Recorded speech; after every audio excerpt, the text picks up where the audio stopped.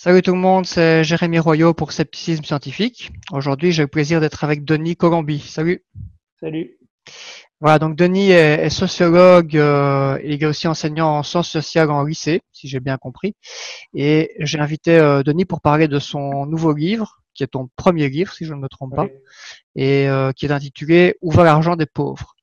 Alors avant de te laisser te présenter pour les auditeurs, je voulais faire une petite présentation rapide du livre pour que on sache un peu de quoi on va parler. Donc ce livre s'appelle Où va l'argent des pauvres, fantasmes politiques et réalité sociologique. C'est aux éditions Payot. Et voilà la description. Donc c'est l'image choc, un SDF avec un portable dernier cri. Pourquoi? Une dépense injustifiée. L'argent des pauvres est un objet de fantasme. On l'imagine mal géré, mal utilisé, mal alloué. Pourtant, on s'interroge peu sur comment les pauvres eux-mêmes le gèrent, où va cet argent, qu'est-ce qu'il devient et qui est-ce qu'il enrichit. À partir d'exemples concrets de notre quotidien, ce livre vise à déconstruire notre perception du pauvre. Poser la question de l'argent des pauvres, c'est aussi interroger sur notre rapport à la consommation, la place du luxe ou du superflu dans nos dépenses et la nécessité ou non des petits plaisirs que l'on s'octroie. Voilà le programme. Alors pour la suite, je te laisse te présenter pour les auditeurs un petit peu plus et puis voilà, je te laisse entamer ton sujet. Alors moi, je suis professeur de sciences économiques et sociales, exactement, au lycée. Je suis aussi docteur en sociologie. J'avais fait ma thèse sur quelque chose qui touchait pas directement à la pauvreté, qui était en fait l'expatriation. Les Français vivent à l'étranger, mais qui en fait m'a amené à m'intéresser à la sociologie économique. C'est-à-dire à l'application des raisonnements et des outils de la sociologie aux objets qui sont traditionnellement ceux de l'économie, à commencer par les marchés. Je suis aussi par ailleurs blogueur depuis 2007. Ça fait un bout de temps, je me raconte. Donc depuis 2007 sur un blog qui s'appelle Une heure de peine où j'ai commencé en fait à essayer de commenter l'actualité en utilisant les outils de la sociologie dans le but de vulgariser autant les travaux que les mondes de passé. C'est à ce blog que j'avais écrit un jour une réaction, une info qui était topée. Je crois que c'était le Rhône, voilà, le conseil régional avait décidé de ne plus verser de primes de Noël aux personnes à difficulté sous forme liquide, sous forme Mhm. d'achat liquide, mais sous forme de bons d'achat pour des cadeaux pour les enfants.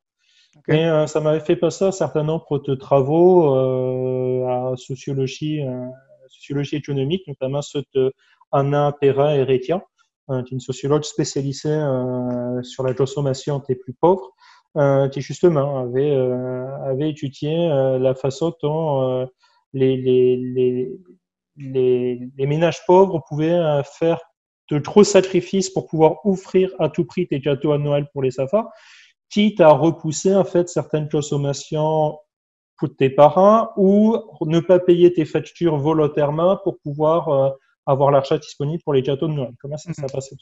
J'avais mis les deux en parallèle. Le pilier avait eu pas mal de succès. J'en avais fait un autre après un peu sur le même thème.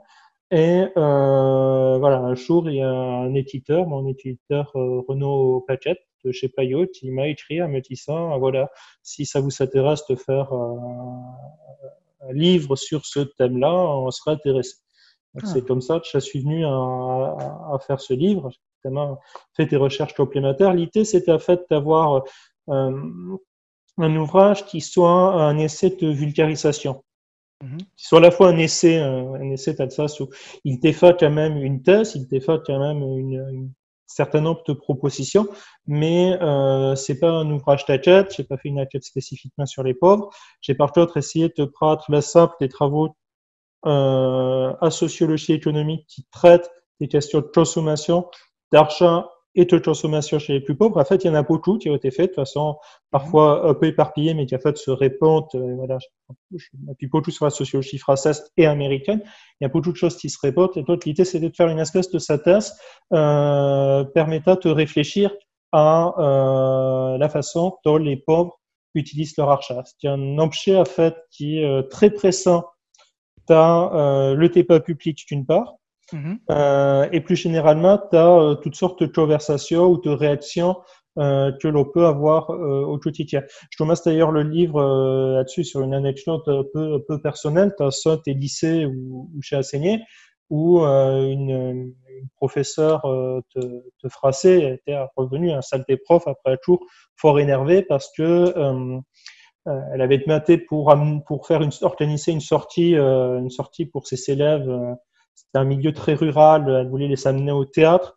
Voilà, elle leur avait demandé une participation de 3-4 euros.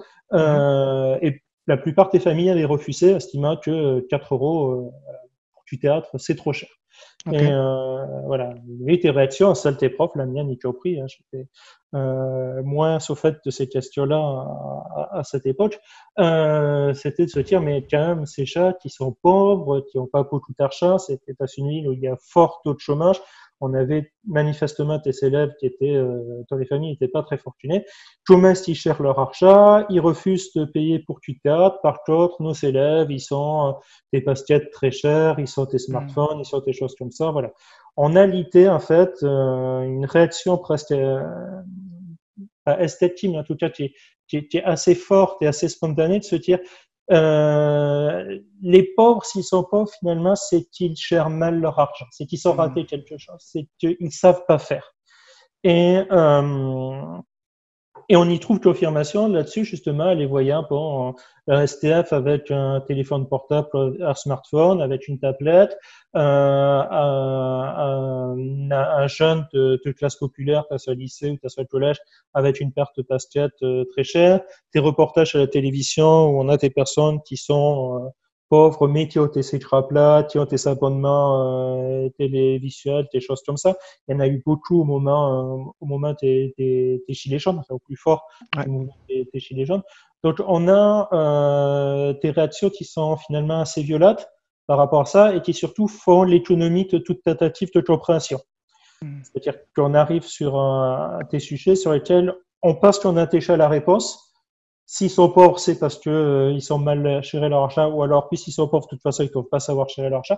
On n'a pas vraiment, on n'a pas forcément le besoin d'essayer de comprendre et d'essayer de t'expliquer ce qui se passe. Justement, la sociologie nous propose, à mon sens, la possibilité de faire cet effort de coopération. Puisque l'une des choses qui caractérise la sociologie contemporaine, que ce soit en France, aux États-Unis et ailleurs aujourd'hui, c'est que c'est d'abord une science empirique. Et de toi, en fait, les sociologues sont des chats qui enquêtent, c'est des chats qui vont sur le terrain.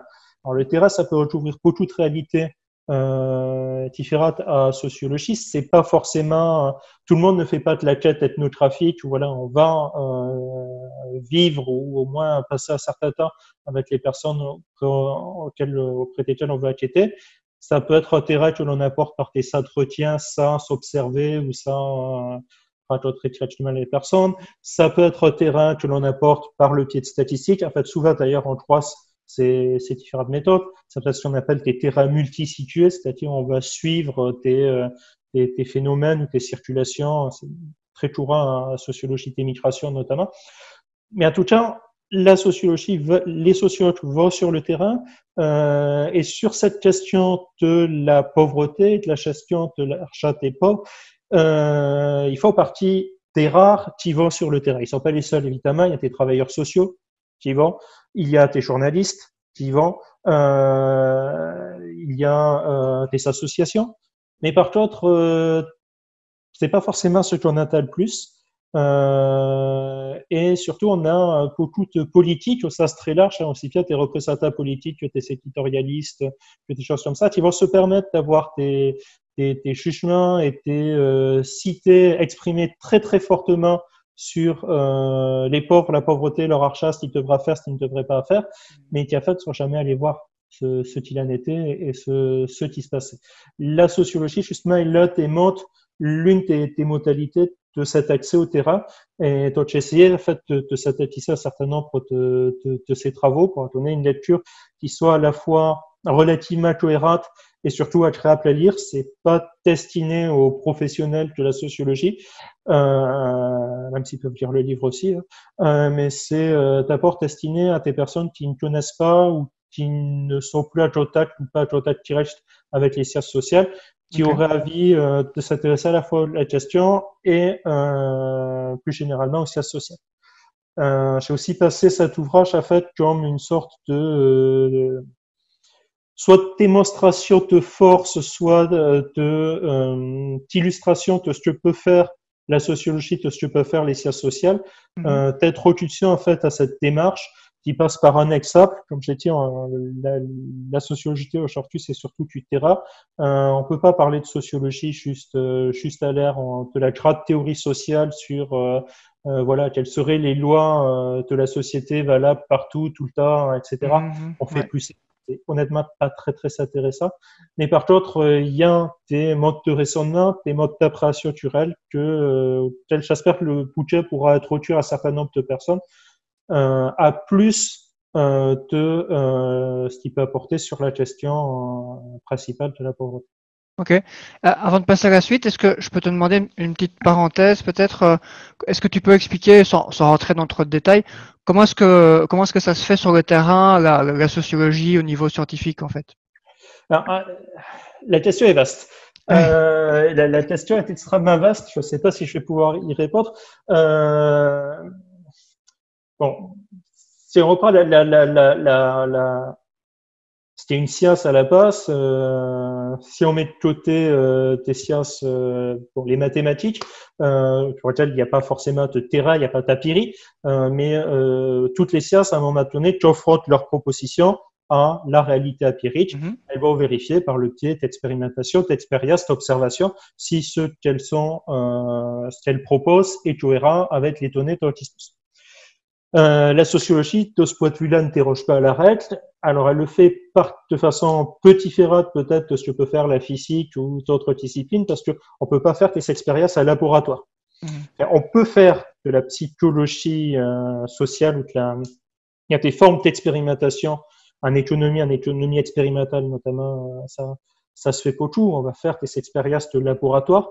Ça a un intérêt, c'est pas inintéressant, c'est pas pour tout jeter, mais c'est un intérêt limité quand on veut traiter un certain nombre de questions. Si vous voulez vous intéresser par exemple à ce que c'est la pauvreté, c'est pas un enfermement de personnes identifiées comme pauvres dans ce laboratoire, elle a aussi observé pendant 2 heures que vous allez apprendre trois choses. Mhm. C'est un à aller voir sur le terrain, c'est-à-dire le terrain, qu'est-ce que ça veut dire ici? Ça peut être très simplement la forme la plus simple et la plus intuitive, c'est l'ethnographie. On va aller vivre avec les personnes que l'on souhaite étudier pendant un temps suffisamment long. Tu as les références que je cite, notamment, tu as le bouquin, il y en a quelques-unes qui sont très classiques là-dessus. Il y a l'ouvrage de William Footwhite, Street Corner Society, qui est un très classique de la sociologie. Tu as les années 1930-1940. Il était étudiant, que je dis pas de bêtises, il était d'abord à Harvard. Il allait vivre dans ce des quartiers populaires de Boston, un quartier italien. Voilà, il y allait s'y installer avec sa famille, enfin, avec sa femme, avec son bébé.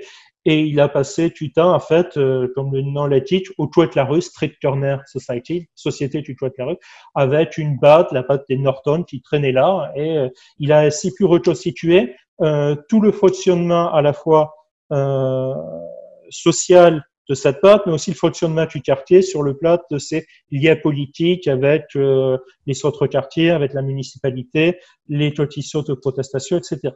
Ok. Ça, c'est une tradition qui est assez ancienne en sociologie. Je m'appuie aussi beaucoup sur un ouvrage qui est sorti en France il y a maintenant près de 3 ans, Avis d'expulsion de Matthew Desmond, qui a fait là, voilà, c'est un sociologue américain qui allait lui étudier des quartiers pauvres. Il a fait en fait une ethnographie de l'expulsion à Milwaukee aux États-Unis. Donc, il a suivi alors il a parle de 8 ou 9 dans le livre, il y en a plus qu'une trentaine, je crois, tu as son échec qui est complet, une famille qui a obtenu une expulsion. C'est complété avec beaucoup de statistiques et des choses comme ça, des documents. Et donc, il a passé du temps simplement à vivre avec eux. Alors, lui, il ne s'est pas installé, je crois, dans le quartier, parce C'est des personnes qui ont circulé entre poteaux de quartier, justement, comme c'était expulsé. Et par contre, il a passé du temps avec eux, il a dormi parfois chez eux, il a vécu avec eux, il leur a donné parfois tes coups de main.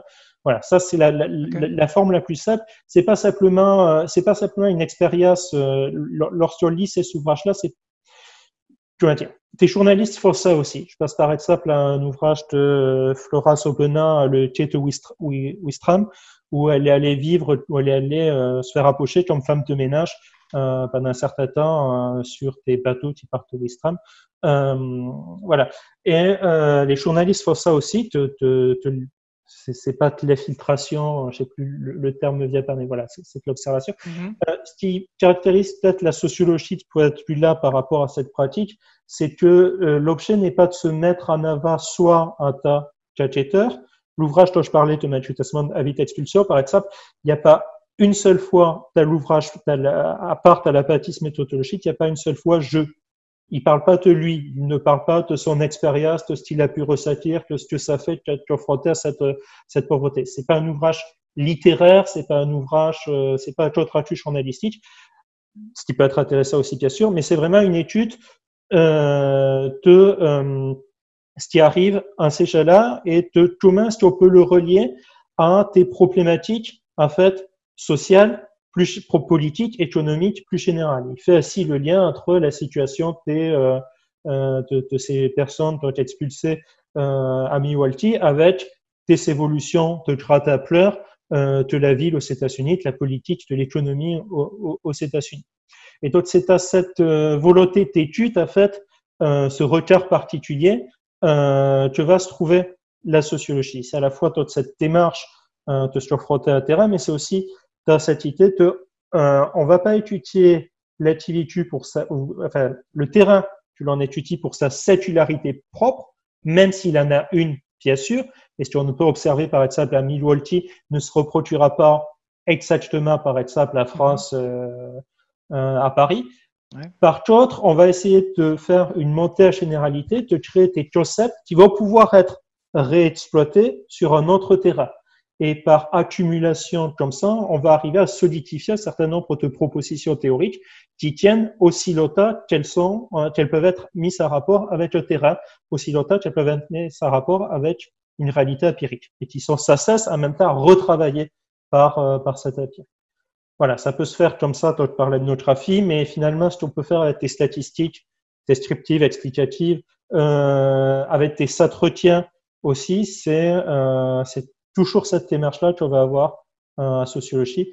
En tout cas, ce que je veux souligner surtout, c'est parce qu'on a beaucoup de caricatures, malheureusement, sur la sociologie. On se représente parfois le sociologue comme quelqu'un qui fait de grandes théories sur toi. On a même une expression, t'as la sociologie américaine pour désigner ça, c'est armchair sociology, la sociologie à fauteuil, en fait, depuis son fauteuil, ou car window sociology aussi, c'est-à-dire la sociologie depuis l'arrière de son pare-brise. Et on traverse le quartier, on regarde et on écrit un truc dessus. Bon, ça se fait plus. Voilà. Si ça existait à une époque, y compris en France, vous pouvez pas faire une thèse aujourd'hui en France en sociologie sans savoir un terrain, sans faire des entretiens, sans faire des statistiques, sans vous confronter à la réalité empirique. Et vous ne serez pas recruté sur un poste de sociologie aujourd'hui en France sans faire ça. Donc, il y a eu un tournant empirique qui est assez ancien, qui est vraiment important, je pense, de souligner pour aller contre un certain nombre de caricatures. Ouais, c'est une précision intéressante en tout cas. Merci pour cette parenthèse. Après, je sais pas ce que je dis ça à la parenthèse. Tu peux passer à la présentation du contenu en lui-même. Oui, alors le livre à lui-même, alors au-delà de ce cadrage un peu général sur quelles c'était les citations, mon idée en fait c'était de partir de cette question essentiellement de l'argent et de ce que l'argent peut nous dire, ce que la gestion de l'argent peut nous dire à la fois de la pauvreté et plus généralement de la situation des pauvres. Donc, le premier souci que j'ai dans le bouquin, c'est de rendre compte des utilisations concrètes qu'ont les pauvres de leur argent t'expliquer justement comment un certain nombre de consommations, d'actes, d'achats ou de votes qui peuvent nous paraître irrationnels vu de l'extérieur, en fait, sont parfaitement compréhensibles une fois qu'on est à l'intérieur, une fois qu'on est pauvre. Ainsi, il y a souvent de l'indignation, voilà, que le SDF, il a un smartphone, comment ça se fait, s'il savait bien gérer son argent, il aurait pas de smartphone, il ferait autre Oui, chose. il ferait mieux d'acheter à manger et Il ferait d'économiser mieux pour avoir un d'acheter à logement et pas manger, d'avoir un smartphone. En gros, c'est voilà. ça un peu Ou le ce qu'il y a souvent, c'est une idée stéréotype. qui revient très souvent, c'est il saurait qu'à épargner, s'il s'épargnait, il sortirait de la pauvreté. Hmm. Bon, et bien quand on se tourne véritablement vers les budgets, vers les suçages et vers la façon dont vivre les pauvres, en fait, s'ils n'épargnent pas et s'ils préfèrent avoir des consommations parfois ostentatoires, ben, en fait, euh, ça se comprend et ça se comprend tellement bien qu'on peut se dire, et c'est ce que j'essaye de faire se dire, si j'étais à la place de ces personnes-là, je ferais exactement pareil. Oui. Ils sont pas entre, en fait, ils sont aussi rationnels que n'importe qui. Ils ont les mêmes capacités de gestion que n'importe qui. Enfin, certaines tâches, je vais peut-être après, ils en ont peut-être plus. En fait, c'est plus compliqué, mais ils s'en ont pas moins. Et par exemple, le SDF, pourquoi est-ce qu'il a les SDF, pourquoi est-ce qu'ils sont des smartphones? Les migrants, pourquoi est-ce qu'ils sont des smartphones? Et ben parce que c'est un moyen de communication qui est extrêmement utile. C'est un moyen aussi d'avoir accès à toutes sortes de services dématérialisés de l'État auxquels vous pouvez pas avoir accès autrement. C'est un moyen de se connecter à Internet qui est beaucoup plus, parfois beaucoup plus économique, pas pour tes STF, mais pour tes ménages pauvres, par exemple, le logement. Avoir un ordinateur et avoir un smartphone, parfois, il vaut tout simplement mieux économiquement. Avoir un smartphone, ça coûtera moins cher, ça aura plus d'utilisation. Il vaut mieux investir t'as le smartphone que t'as autre chose. Et on Et imagine souvent que ces gens qui ont un smartphone assez cher, que intuitivement on pense comme s'ils avaient un ordinateur chez eux. Sauf en fait, beaucoup de gens n'ont pas d'ordinateur oui, chez eux. oui. Ils sont beaucoup plus nombreux. Enfin, et le smartphone, et d'ailleurs, c'est rationnel de ne pas avoir d'ordinateur chez soi, parce que le smartphone va avoir à peu près les mêmes fonctions, en état finalement souvent un peu moins cher, et en ayant des fonctions supplémentaires, il est transportable, on peut téléphoner, voilà. C'est finalement beaucoup plus rationnel. Euh, Même chose pour d'autres consommations qui peuvent s'appeler absurdes à première vue. Par exemple, les pauvres sont plus nombreux, les chômeurs, les personnes en activité sont plus nombreuses que les autres à fumer. On Ouais. pourrait se dire, mais fumer, bon, on peut s'en passer. Et là, clairement, a priori, on peut s'en passer facilement. Sauf que, d'une part, c'est plus difficile de s'en passer lorsqu'on n'a pas d'autres activités, d'autres modes de sociabilité. Ça, à participer à aller fumer la cigarette avec un apéro, avec les copains, finalement, c'est peut-être la seule sociabilité qui reste à certains. C'est important de la conserver. Ça peut être un moyen de gérer le stress. On en a beaucoup quand on a des problèmes d'argent. Ouais. Euh, enfin, ça peut être aussi un moyen de se rassurer sur sa propre position. C'est très dur d'être pauvre, c'est très dur de ne rien avoir, d'être obligé d'abandonner. Et de ce point de vue-là, les pauvres sont aussi concernés par des questions de distinction, d'honneur social, de représentation. Certains simplement ne veulent pas être pauvres ou être perçus par les autres comme pauvres. Ils peuvent se dire, aussi longtemps que je peux encore me payer tes cigarettes, aussi longtemps que je peux encore fumer, j'ai pas encore complètement touché le fond. Donc, je vais conserver ça malgré tout. Ça peut être un moyen, en fait, de gérer véritablement le défi qui est posé à la pauvreté. Et sur la question de l'épargne aussi, déjà, pour épargner, il faut en avoir les moyens. Et il faut en avoir les moyens, pas simplement avoir un revenu suffisant, mais aussi avoir un revenu suffisamment régulier, suffisamment sûr. Lorsque regarde, ça c'est justement écrit par beaucoup d'ethnographies de la pauvreté, t'as beaucoup de ménages pauvres par le passé, tu pour aujourd'hui, c'est un truc qui est relativement constant. Lorsque on touche un revenu d'assistance ou même un faible revenu du travail, on le dépasse tout de suite. On va tout dépasser, on va pas du tout épargner, on va aller tout de suite au magasin et on va acheter pour toute chose. D'un point de vue de classe moyenne, classe supérieure, c'est complètement absurde. C'est pas ce qu'il faudrait faire. Il faudrait se tenir à un budget fixé par avance et ne pas aller tout dépasser d'un seul coup. Sauf que du point de vue des plus pauvres, lorsque ce revenu arrive, le laisser sur un compte à PAC, en se disant on va le carter pour plus tard, est pas forcément la meilleure solution parce qu'il peut lui arriver plein de chances. Il peut être pris par la banque elle-même parce qu'on a été à tête ouverte auparavant et qu'il y a des sachets qui vont tomber. Il peut être pris par des impôts qu'on n'avait pas prévus, une facture qu'on n'avait pas prévue, un PV qu'on n'avait pas prévu, et il peut disparaître. Il peut aussi être, dans un certain nombre de cas, pris par le conjoint. Ça aussi, c'est une réalité de beaucoup de travaux sociologiques. Dans les ménages les plus pauvres, l'achat, c'est une affaire de femmes. C'est-à-dire que ce sont les épouses qui cherchent généralement les budgets. Avec un conjoint homme, dans les couples hétérosexuels, qui a tendance à avoir une utilisation de l'achat beaucoup plus facilement hédoniste, parce que quelque part, il laisse sa compagne se chercher de tout ce qui est d'être raisonnable et d'être la retraite. Donc, pour un certain nombre de ces femmes, si l'achat arrive, vite, il faut le dépasser. Il faut le dépasser pour le ménage. On va acheter à manger, on va stocker de la nourriture et pour éviter en fait que le conjoint l'utilise pour payer la tournée au bar. D'accord. Ouais. Ça peut être tout à fait rationnel et d'utiliser son achat comme ça, de l'utiliser très rapidement. Et en fait, on va avoir des modes d'épargne chez les plus pauvres qui sont pas reconnus comme tels. Là, c'est justement, je parlais tout à l'heure des travaux de Anna Perrin-Héritier, une sociologue française, celle qui montre que le cachipi, le balkan, le congélateur sont des éléments qui servent à l'épargne populaire. On préfère stocker en fait sous forme de boîtes de conserve, de biens congelés, de choses que l'on va stocker sous forme de stock de nourriture plutôt que sous forme liquide parce que en fait c'est plus sûr. L'achat à la BAC, on a un moins de contrôle dessus quand on est pauvre que le stock que l'on va avoir chez soi. Et ça donne tout lieu à des formes de gestion qui sont parfois malignes, intelligentes et intoxicantes et fatigantes de la part des plus pauvres.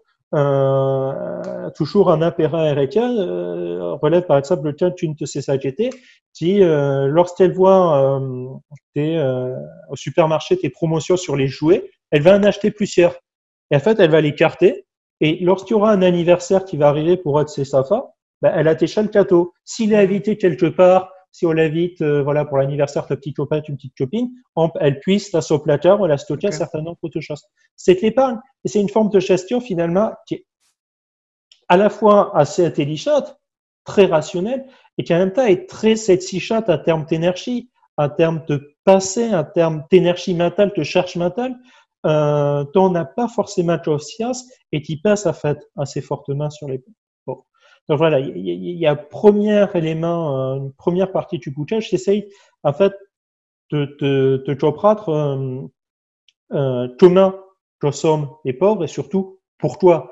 Moi, la description que te raterait le processus qui les amène à consommer comme il faut pour montrer qu'en fait c'est rationnel, qu'on peut le comprendre et que c'est vraiment quelque chose sur lequel j'assiste beaucoup. Si on était à leur place, on ferait pareil. Il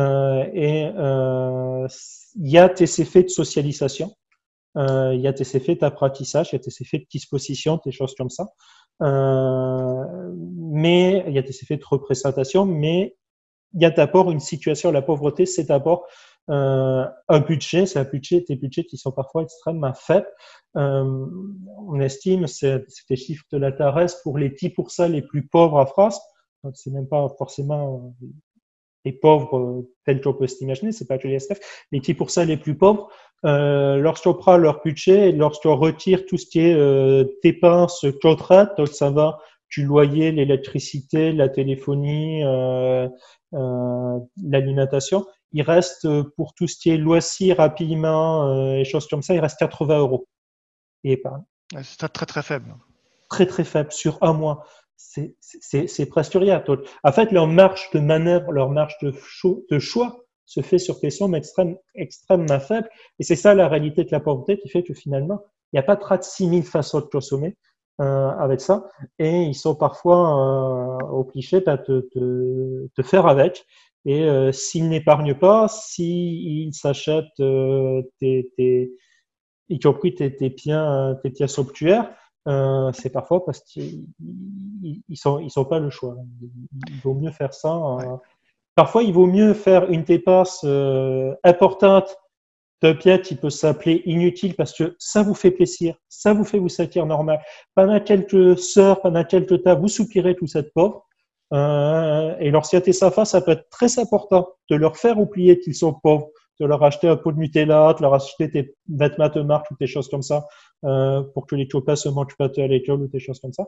Voilà. Ça peut être très rationnel, en fait, de le faire plutôt que de se dire, bon, si j'épargne pendant les 20 prochaines années, j'aurai peut-être de quoi me payer, je sais pas, même pas un mois ou deux de loyer. Dans certains cas, c'est ça. Je me souviens d'un cas Ouais. de Mathieu Tasman, il calcule ça pour une de ses sociétés. Il dit si elle arrivait à faire des efforts énormes pendant un ou deux ans, à se priver de ne plus regarder la télévision alors qu'elle a rien d'autre à faire, elle a 60 ans, elle vit seule, elle a rien d'autre à faire à part la télévision, ne téléphoner à personne, ne mâcher, tu restes au, tu vas, tu restes au, tu restes là. Si elle arrive à faire ça pendant un an ou deux, elle aura de toi peut-être payé un mois supplémentaire de loyer.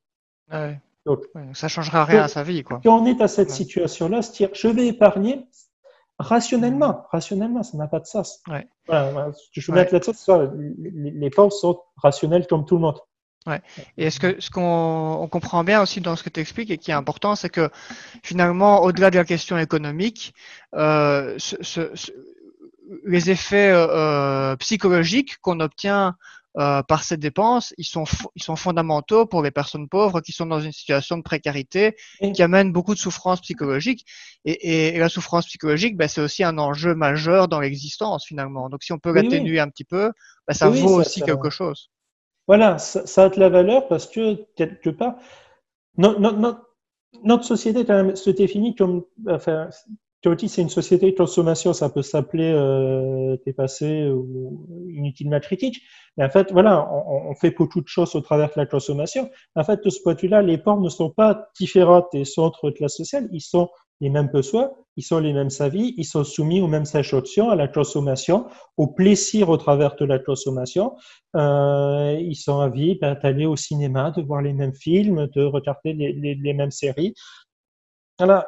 Et ça privé, effectivement, un tout, c'est le tout de l'exclusion, du sentiment d'exclusion vis-à-vis des autres.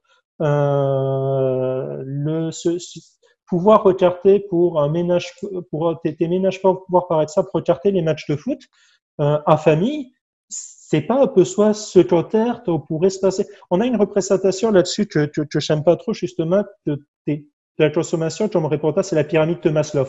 Voilà. Après, on a les besoins vraiment, vraiment importants, essentiels, voilà, la nourriture, le chauffage, la sécurité, etc. Et Ouais. tout à haut, on a les besoins, plus on monte, moins c'est essentiel. Tout à haut, on a les besoins de reconnaissance psychologique, etc. Mais en fait, ça a l'air d'être une bonne idée, mais personne ne réfléchit comme ça, ni les pauvres, Hmm. ni les autres. Là, toutes les dépasses qui ont lieu au positionnement par rapport au centre, par rapport au sentiment d'intégration, elles sont aussi très, très importantes pour tout le monde. Pour tout le monde. C'est pas simplement, en fait, les pauvres, j'essaye aussi de dire ça, les pauvres sont des consommateurs comme les autres. Oui, dans un certain nombre de cas, on peut dire qu'ils sont des dépasses. Il ne s'agit pas de les mettre à parfait gestionnaire qu'il faut toujours les pochons. Hein. Parfois, il faut des dépasses qui ne devraient pas faire. Ils s'achètent des choses, ils sont trop chers pour eux. Qui n'a pas fait ça? C'est-à-dire, je ne peux pas, moi, qui suis de, on va dire, classe moyenne supérieure, plutôt supérieure. Évidemment, j'ai acheté parfois des choses que je ne devrais pas acheter. Tout le monde a fait ça. Tout le monde a craqué sur un truc là, sur quelque chose comme ça. Oui, la grosse différence, c'est que nous, si on fait une dépense entre guillemets inutile, ben, ça ne change pas grand-chose à notre budget. Si tu as 500 euros d'argent de poche à la fin du mois, une fois que tu as payé Mhm, toutes tes charges, ok, bah, tu claques 300 euros pour acheter un truc qui sert à rien, tu te mhm. retrouves pas dans les problèmes pour autant. Voilà, il y Ça a vraiment n'existe une pas. différence. Ouais. Et là-dessus, en plus, ouais, il faut comprendre si les pauvres sont, comme tout le monde, tu as tes situations, tes choses extrêmement fortes. Mm. Par exemple, il y a toute une industrie qui existe, qui, dont l'objectif est de gagner de l'argent sur le taux des pauvres. Ça va être tes vanteurs au porte-à-porte, qui vont faire la tournée tes quartiers populaires pour Ouais. vaincre alors te la téléphonie, tes matelas, de la literie, des choses comme ça. Et qui savent très bien, ça aussi, voilà, c'est aussi chez Anna Perra Herretia, qui est bien renseigné, ils sont tes moyens, voilà, te chovêtre les champs, te payer, t'acheter. Alors parfois tes choses, effectivement, les gens n'ont pas besoin. Il y a des ménages qui se retrouvent avec un abonnement Internet, téléphonie, télévision, mais qui n'ont pas en fait, qui ont pas d'ordinateur pour en profiter. Des choses comme ça, qui achètent de la literie de mauvaise qualité. Effectivement, on peut se dire, ces personnes se font voir, finalement c'est de leur faute, devraient pas, ils n'ont qu'à s'apprendre à eux-mêmes. Mais cette industrie qui existe pour tirer de l'argent des pauvres, en fait, c'est la publicité en général qui arrive à tirer de l'argent de tout le monde et y compris tes plus fortunés. Et moi, j'aime bien comparer ça à quelque chose qui peut s'appeler a priori complètement différent, qui est très différent de ces cétations, mais de son fonctionnement, c'est la même chose. C'est toute l'industrie de la levée de fonds, levée d'argent par les associations humanitaires.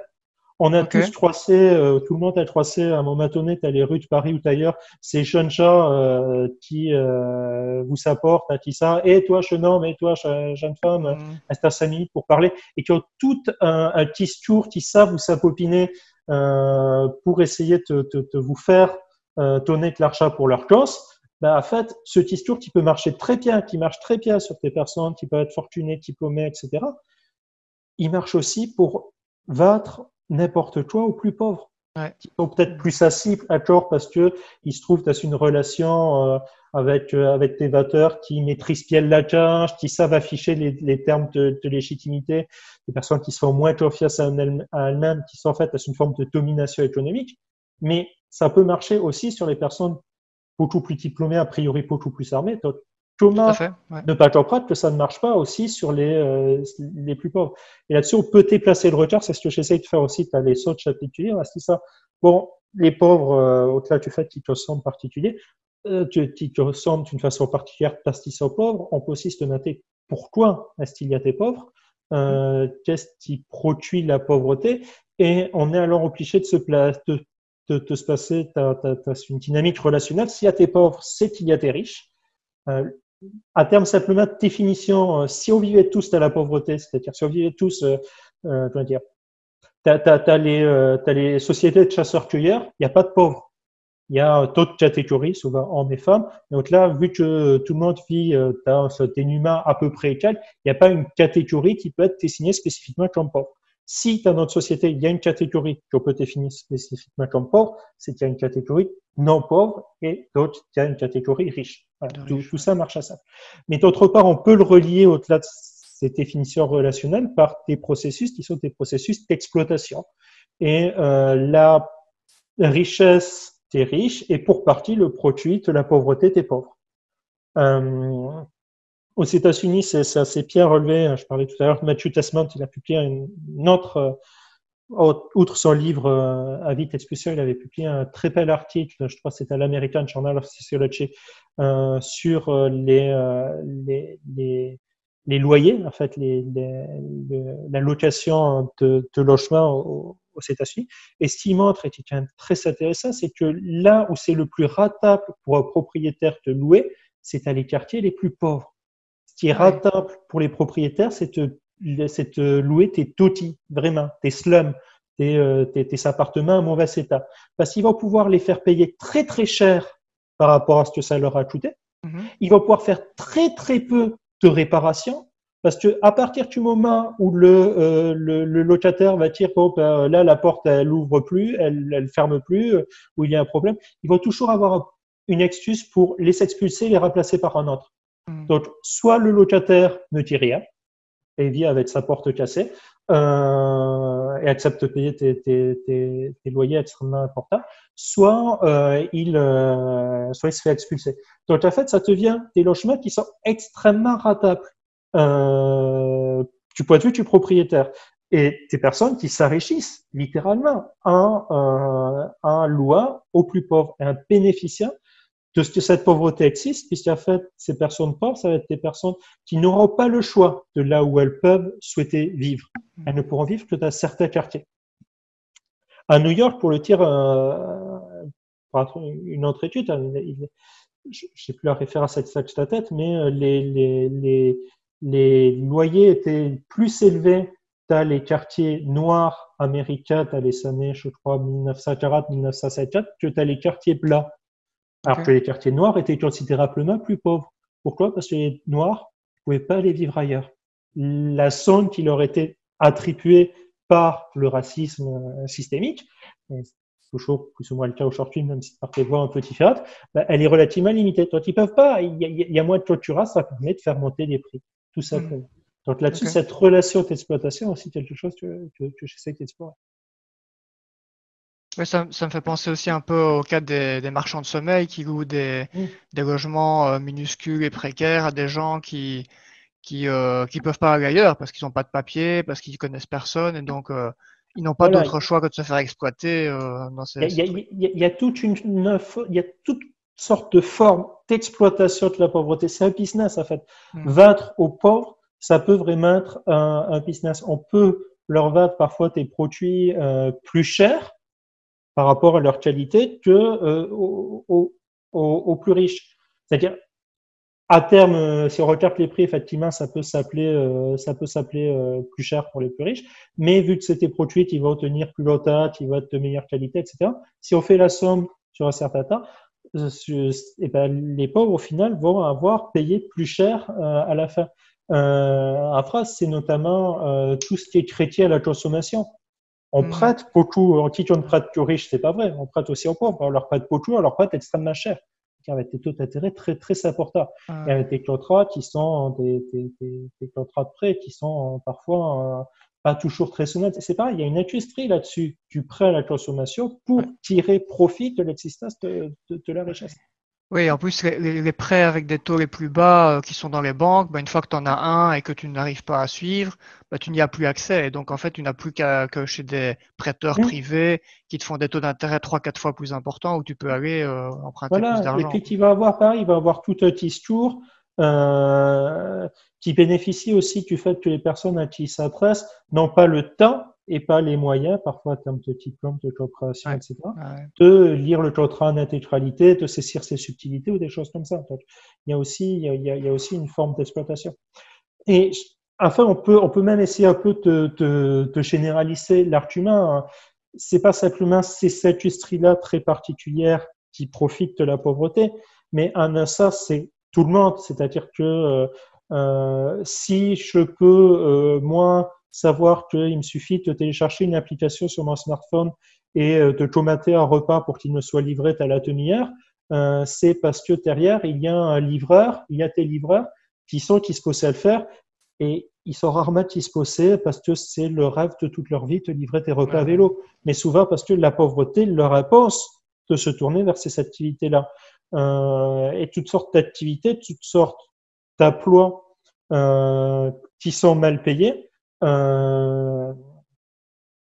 sont mal payés non pas parce qu'ils sont inutiles ou peu te mater, mais parce que les seules personnes qui sont disposées à les faire sont les plus pauvres et qu'on peut se permettre de les payer.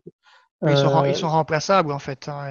S'il y en a un qui part, il y en a 10 qui sont prêts à rentrer. Ils sont soit remplaçables, soit ils sont à des situations en fait de précarité, y compris juridique, qui sont extrêmement fortes. Il y a ce très beau livre de Nicolas Chounin, Châtier interdit au public, qui est une enquête monographique sur les chantiers, sur l'industrie du bâtiment et travaux publics.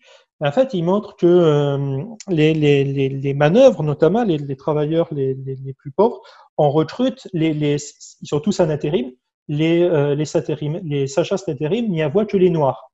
Pourquoi les noirs? Parce qu'ils veulent en fait des personnes en situation irrégulière ou avec des titres de séjour très fragiles, à qui on va pouvoir dire de toute façon, soit tu fais le boulot, soit on appelle la police, tu vois. Et soit tu acceptes de travailler tel ici sur l'automne, soit tapis pour toi. Et toi, des personnes qui n'ont pas d'autre choix que d'accepter cette situation-là. Pas d'autre choix que d'accepter ce qu'on leur impose. Bon, voilà, c'est une forme nette d'exploitation de la pauvreté dont on bénéficie une fois de plus à un sens tous, voilà, Ouais. je dis tous, c'est pas des personnes en particulier. Peut-être que vous avez construit vous-même votre maison, mais à partir du moment où on a acheté un logement, on est propriétaire à face, il est difficile d'exclure qu'on n'ait pas profité de cela. On a vu au moment du confinement les travailleurs de première ligne, etc. Bon, notamment les caissières de supermarché. Si elles sont continuées à travailler dans ces conditions-là avec un risque sanitaire pour tes revenus qui sont pas énormes pour le tiers polymère, c'est pas les plus pauvres des plus pauvres, mais elles sont pas forcément dans des situations très saviables. C'est souvent parce que elles n'ont pas d'autre choix que d'accepter ces postes-là, parce qu'elles s'y sont contraintes, parce que c'est un des rares emplois qui va leur permettre d'avoir des horaires qui leur permettent de s'occuper de leur SAFA, parce qu'elles sont, pour un certain nombre d'entre elles, mères célibataires ou avec un mari peu appliqué, t'as le partage des tâches, ou un mari qui est au chômage, ou des choses comme ça, parce que ce sont des personnes qui n'ont pas d'autres solutions pour payer leur loyer, des choses comme ça. Voilà, on a des retraites qu'il faut qu'on va pouvoir en fait bénéficier de leur travail, qui est important pour le coup. Ça forcément, les payer, j'allais dire, à leur juste valeur, si on peut la définir d'une façon. Il y a un point, j'apporte aussi Talpucha vers la fin, je parle du revenu universel, je ne parle pas pour TEFAT le revenu universel à soi. Ce qui m'intéresse, c'est les réactions qu'il suscite et les questions qu'il pose. Beaucoup plus. Et souvent, lorsqu'on commence à parler de l'idée, voilà, on va faire un revenu universel, on va verser 500, 1000, 1500 euros. Voilà, il y aurait plein de discussions à avoir sur le niveau, mais on va commencer à verser de l'argent à tout le monde. Ouais. Et une réaction qui est très courante, c'est ah, mais alors qui c'est qui va ramasser les poubelles? Parce que évidemment, si demain ces boueurs, une partie de ces boueurs ont d'autres sources de revenus, ils vont arrêter de ramasser les poubelles. Ils le font pas par passion pour le camion poubelle, et ils le font pas non plus par conscience citoyenne. Ils le font parce qu'ils s'y sont obligés. Effectivement, s'ils sont d'autres sources de revenus, qui ramassera les poubelles? Et j'ai envie de dire, nous bénéficions d'autres. Lorsqu'on pose cette question-là, ça veut dire que moi, je bénéficie de ne pas avoir à me soucier de ce qui arrive à mes poubelles au quotidien, parce qu'il y a des personnes qui sont suffisamment pauvres pour prendre ça en charge. Si ces personnes n'étaient pas pauvres, soit je devrais les payer plus, et donc mon niveau de vie à moi serait nécessairement affecté, soit je devrais m'occuper moi-même de mes poubelles et aller chaque semaine à la déchetterie ou quelque chose comme ça. Pourquoi pas, hein? Mais ça me prendrait du temps. Ça affecterait mes conditions de vie. Donc, dans ce sens-là aussi, nous sommes liés, je dis nous pour classe moyenne supérieure, pour simplifier, nous sommes liés aux pauvres par une relation qui peut être une relation d'exploitation. Et l'HE pour moi, c'est parce que j'ai essayé de montrer Talpucha, c'est que cette idée d'exploitation et d'exploitation de la pauvreté, c'est pas une position politique. C'est-à-dire, c'est pas je suis marxiste, je suis de gauche, donc je pense que les pauvres sont exploités. Non, c'est des phénomènes qui peuvent se mettre à l'épreuve, qui peuvent se vérifier, qui peuvent se constater, qui peuvent s'argumenter. C'est pas une décision, une représentation de la société telle que j'ai envie qu'elle soit parce que politiquement ça m'arrange. C'est une représentation de la société qu'on obtient parce qu'on décide de la décrire telle qu'elle est.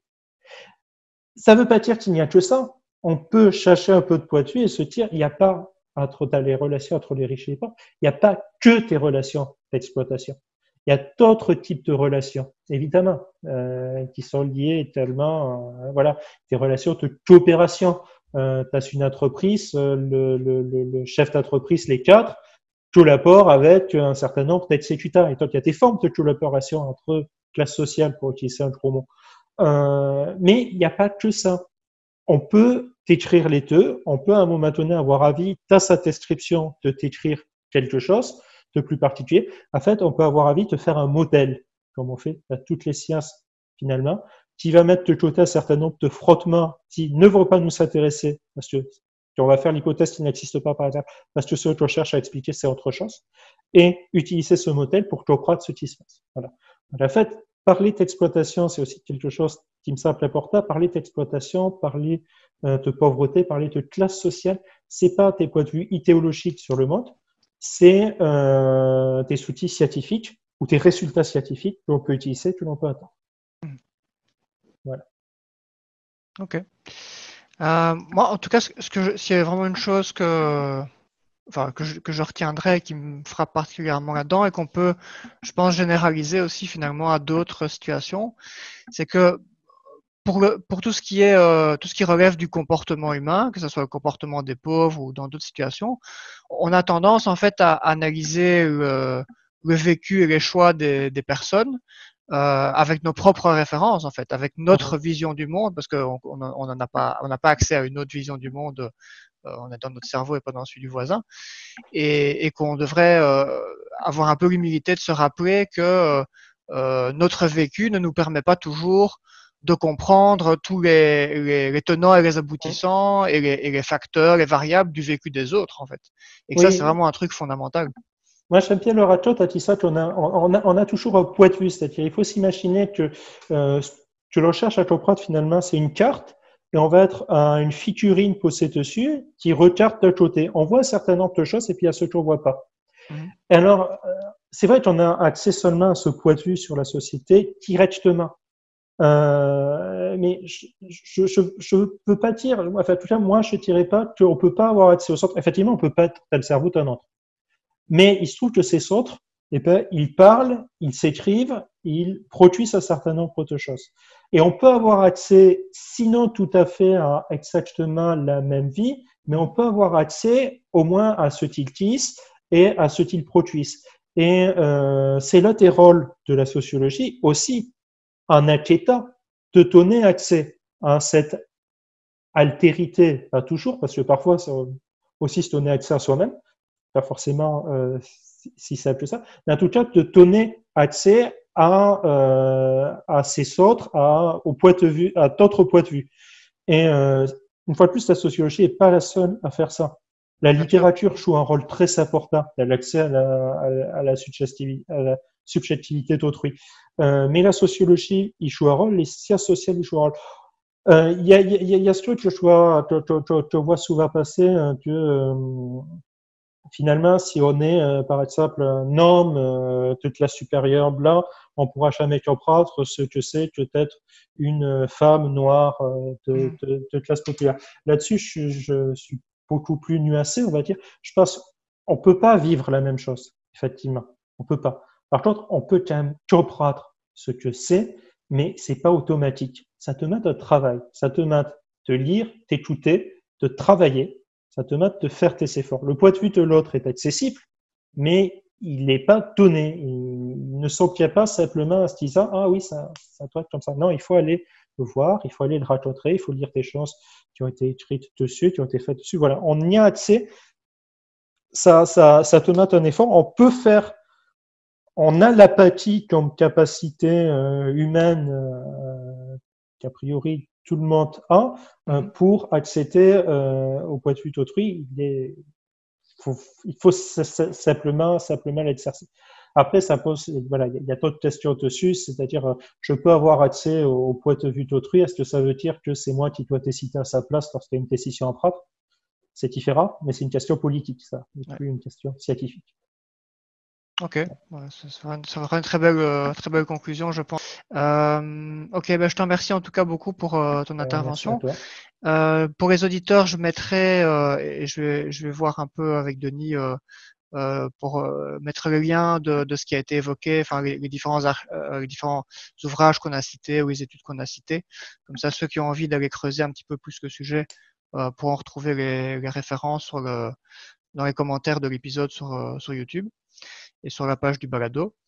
Et voilà, en tout cas, je te remercie beaucoup et ben voilà, je te dis Merci à toi. à bientôt une autre fois. Très bien, au revoir.